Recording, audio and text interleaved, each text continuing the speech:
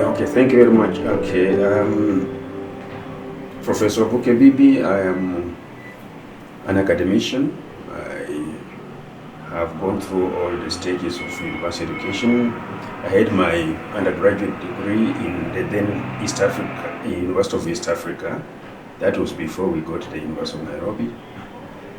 And I got a bachelor's degree in the biological sciences.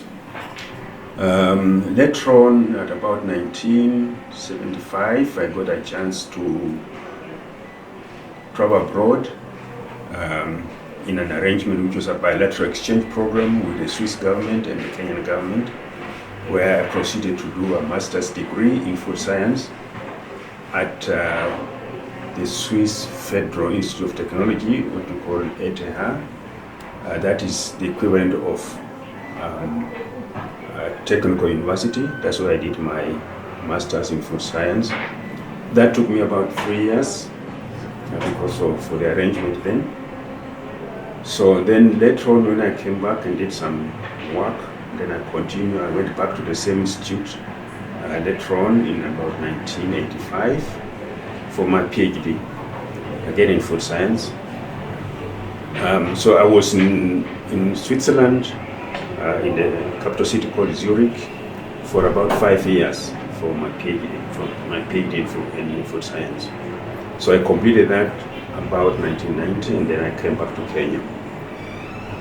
So of course I have been there in Europe for roughly 9 years, and while I was there, of course, I traveled a bit in Europe, Denmark, Switzerland, Sweden, Britain, and so forth. So altogether I have spent about 10 years in Europe before I came back.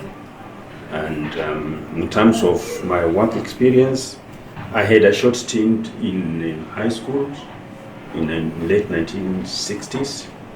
And then I joined the then Egerton College at the beginning of 1970, where I stayed for some time. But then from Egerton College, I proceeded and started working in university. So I have worked in several universities, including, of course, when Egerton was converted to a university, I worked there for about 15 years or so. But then after that, I moved to other universities. So I have taught in, I had a stint in the University of Nairobi, Maseno University, Kenya Methodist University, and I think, yeah, that's all. Then later on, I had also a chance to participate in the founding of Riara University. Some of you may know it is a private university. So I was in the team that actually set that university up. So that is part of my working experience. And then after that, I joined Gretsa University. So it's about 8 years ago now, 2015, that's when I joined Gretsa University. Gretsa University is a private university situated in Thika town along the Thika-Gretsa highway. At any one particular time, we may have about 1,600 students in session at any time. So it is that kind of size. But for us, that small size gives us an advantage I shall be explaining. But it's important to notice that Gretsa University has been in existence for about 15 years now. We're coming to 16 years. That's what it is. Now, in terms of physical location, we have two campuses. The campus that a lot of people know is the one in Thika, where we are now. It is in a compact place. It's about 5 acres or hectares together with all the facilities together. So that is the main campus, or the original campus. But I want to explain that we have put up a completely new campus in Makuyu. Makuyu is about 25 kilometers from Thika, along the Thika near the highway. It's a brand new facility which you're calling Makuyu campus. This campus has a lot of facilities, administration blocks, lecture theaters, lecture halls, catering units, playgrounds, library, all the facilities, and it's really picturesque, wide. So we are hoping that our students will really enjoy it because it is spacious, picturesque, and fresh, if you like. So that is something we are very proud of, and we hope that we shall be able to move some of our students and operations to Makuyu campus. Yeah, it pains me sometimes to listen to some people making comments, negative comments about universities. My view is that a lot of people have completely mixed up the importance or the role of university. Our former Vice Chancellor used to say, when we take students to universities, we are not bringing them to a nursery school. In other words, really what he means is this: the university has a very distinctive function role. Students in primary and high school and so forth are not just learning new stuff and other things, but they are also growing. So the management there and the whole system is not just delivering education, but also nurturing these people to grow up physically in all other aspects. But you see, when you come to university, we assume you have grown up. So that's what he meant. He said the university is not a nursery school. So we do not really concern, or we shouldn't be concerning too much about your aspects of growth. We focus on developing your mind. That's what our role is. By the way, I might add at this point, what you eat, where you sleep, what you wear, really are interesting, but they are not our business. And that's why instead I must add that I have got very strong views about the proposed dress code. All we need to do is to advise people to dress decently, but we should not really be prescribing, because that's not our core business. Okay? Now, but the other misconception is the role of university is that universities are now being blamed for not preparing people for jobs. That's not our role. Jobs are a function of the entire economy. We prepare you for that. But it's a confusion of roles when we are viewed, or when universities are viewed as, if you like, we will use the expression, a factory for producing people who are going to work. We prepare you mentally, we give you some skills, okay? We give you some skills which you may apply in specific. But the important thing is that we actually develop your mind and your character. That's what we do at the university. So that you discover who you are and what you can do. And more importantly, we give you, or we help you discover your talents, and you should be able to adopt and adapt to any environment. That's what we actually do. We prepare you to be able to fit anywhere in the world. So really it is misleading to expect universities to be directly focusing on employment and so on. But the mind is important, and the character development is what really matters. The skills that we give students at the university are important, but they are secondary to character. That is really my message. And any talent that you have, we give you a chance to expose it. Once we know what talent you have, then we can help you develop that. And that's what will make you go through life. I regret to observe that among the many things we have, adopted from the Western world, there is something we have not adopted, and that is that, you see, when you have people who are very intelligent, they have their mind, we should be able to support them. The rich people in Europe originally used to adopt, for example, writers. You see, you spend your money to support writers. You don't bother about his character. You see, so that is something we are missing. But if we remember that really the role of the university is to develop mind and character, not necessarily skills. The fact that we're small allows us, first of all, to be very close to our students. Our students can receive what are called personalized service. We can do that. That's an advantage.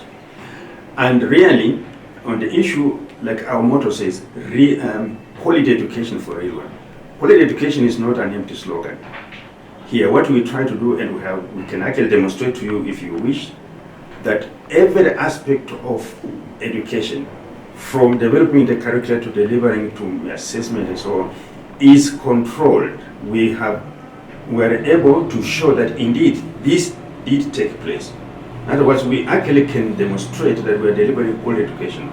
And I can say without fear of contradiction that looking back at my experience in the other institutions, what we are doing here really qualifies for quality education, and this is something that we should all appreciate. So we can say we are delivering what our motto says, quality education, because we can verify that. Okay? And the real world means that it's the skills we give you, and more importantly, the character which we help you develop is actually designed for the real world.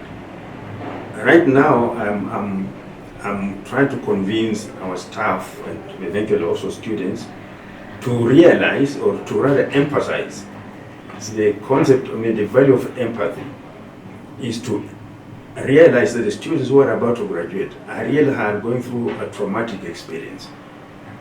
The last one semester of our students who are about to graduate, really we need to understand it better.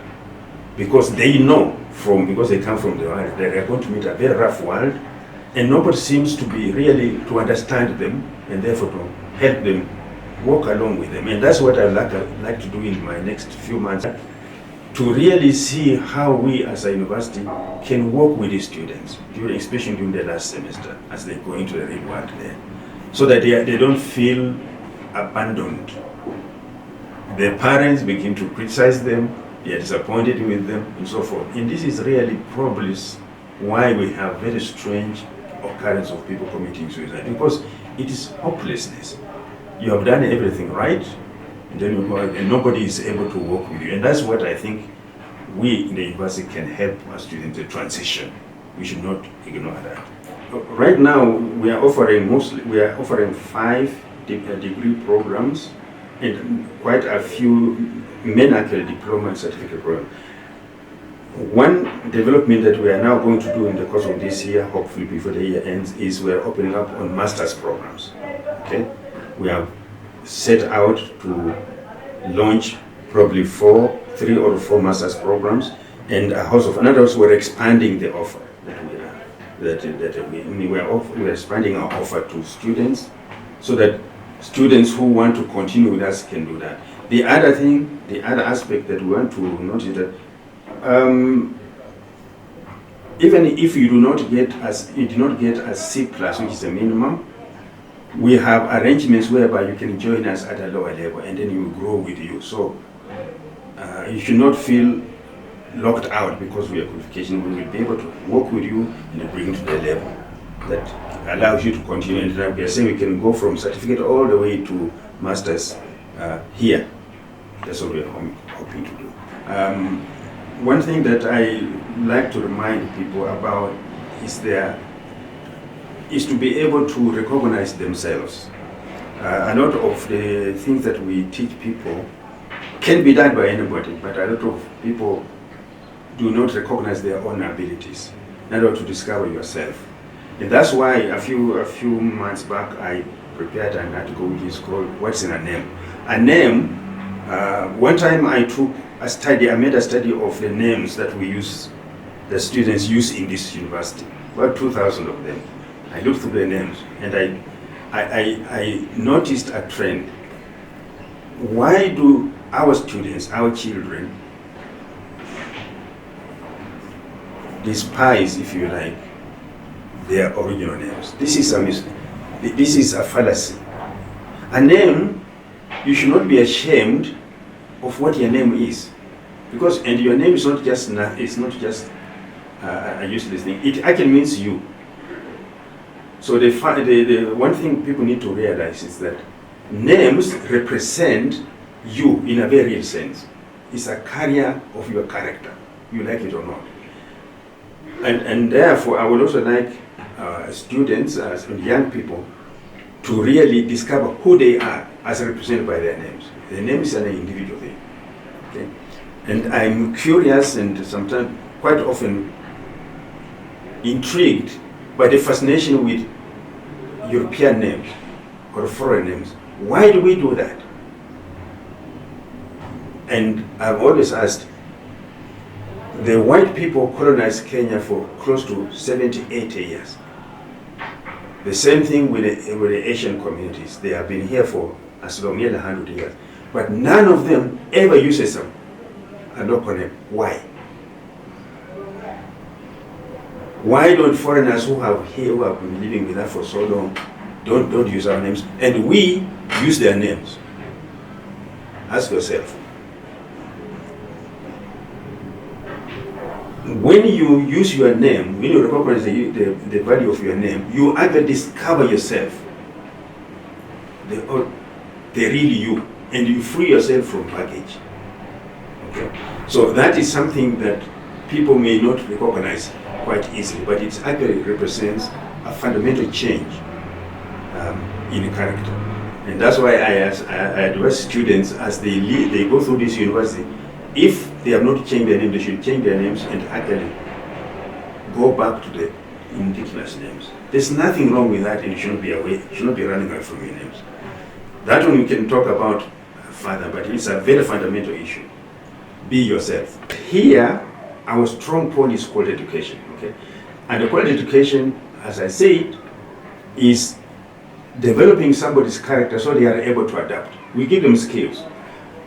We recognize the skills are important. Therefore, in our educational program, we do not only have what we call theory, but we also have a very rigorous, well-planned program to support these students. So all students undertake some practical component directly either here, and we have a very rigorous attachment program which is well controlled. So we actually recognize that students require actual skills, and this one that's why we organize our practicals either on-site or off-site in a very rigorous way. These programs, and maybe I should take this opportunity to also thank, there's a lot of competition out there for this kind of thing. So we have partners who help us, especially the enterprises connected to the owners of this university, but they have always given us opportunity to take our students there. And so the companies which have worked with us, we'd like to thank them. And we are working on how to be more helpful to them as well, so that they don't just take our students, but also our students help solve some of the problems they have. That is the next phase in organizing our attachment programs. And therefore, being real. Students go there, they work in a real environment, they gain real experience, pick up real skills, but also endeavor specifically to add value to those institutions where they are by solving existing problems there. That's how we become real. We have experience in delivering virtual education, and what I've been telling our staff here is that we're not going back. So actually we are now scaling down on face-to-face. So we are now moving there. We'll transition by having what you call a dual or hybrid. So the virtual classes is the way to go in the future. But of course there will be a transitional period. We'll start with hybrid, and then eventually. So what we're saying is that what we have been looking for is to be accessible to people who are not able to come here. So people who are in the class, in the offices elsewhere, should be able to access our education, and this is the way we are going. So that is as a growth strategy, we are going to go virtual and then eventually scale down, where appropriate, scale down on face-to-face. And that should be able to expand our base from where of the students we get. So even when you are working out there and so forth, we have, of course, what we call the distance learning component. These are the people who are working class. So actually that's the way we want to expand that base of virtual learning, so we can go beyond even Kenya. Yeah, well, in my closing remarks, I really would like maybe to reiterate that first of all, we cannot achieve what we want here, which is quality education, without being committed. See, without being committed. Gretsa University has a lot of advantages which some people only recognize when they leave. So I'm addressing now the members of staff. If you just stop and look at the good things that we have, you'll be surprised that actually Gretsa University provides a very good environment for you as a lecturer. So we want commitment from you. Okay? And for students, remember that the university consists of two essential components. The first component is the student, okay, or what you call the scholar, and the other one are the teachers. So the university is a community of scholars and teachers. So you are the reason why we are here. Please play your part. The university actually means a community of learners and teachers. Simply what it is. I mean, you can put those, but that's what it actually means. That means that that's the core component for university. As a professor, if I sit under a tree with a student, we are a university. You see, if you took it to the extreme, it's a community of scholars, meaning the professor and the students are the most important part of the university. That's where the function takes place. All the other services are important, but they are actually supporting. Okay, so that's why we are focusing on students. And I would like, therefore, to continue urging students to recognize this. They are the university. I can summarize what we do here very simply. We mean business here. We are real. Okay? And you say hatuchezi kazi. This is real because I know what I'm talking about. I know what happens in sister institutions, especially the bigger ones and so forth. Here, I can assure the parents that when the children come here, they will get quality education and they will finish in time, and we shall pay attention to them. So tunawalea directly, something that becomes difficult the bigger you are. And also, we have really aligned the conditions, the fees and so forth. Fees structures and the payment are really very friendly. This is realistic if you compare with other institutions and so forth in terms of how much they pay, and especially the mode of payment. We are actually quite friendly. So if, as a parent, if you want your child to go through the university quickly and finish without interruption, without wasting time, this is the place. I just want to assure everybody out there that Gretsa University is the place for you. And we were able to address your problems. Whether you are a parent or a student, we will be able to address your needs directly. See, personally, we can do that. That is an advantage. So, and this is an opportunity for anybody really in our society to have their children access university education. We have a lot of advantages. Come and talk to us, write to us, contact us, and we shall be very happy to engage you. We really are proud. Small is beautiful. So it is my pleasure to open my arms and say, okay, Gretsa University is open to you. We want to welcome you. Come and join us. Thank you very much.